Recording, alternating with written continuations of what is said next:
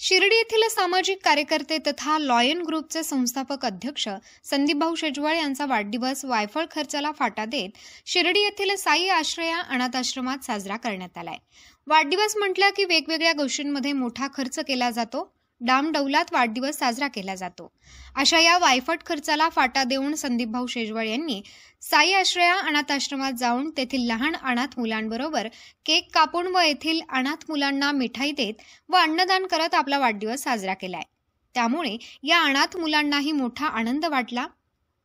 या अनाथ आश्रमात अनाथ मुले यांच्यासोबत असा वाढदिवस साजरा केला की त्या मुलांच्या चेहऱ्यावर एक आनंद फुलतो। हा आनंद त्यांच्या जीवनाला वेगळी कलाटणी देणारा असतो, म्हणून प्रत्येकाने अशा अनाथ आश्रमात आपला वाढदिवस साजरा करावा असे यावेळी संदीपभाऊ शेजवळ यांनी सांगितले।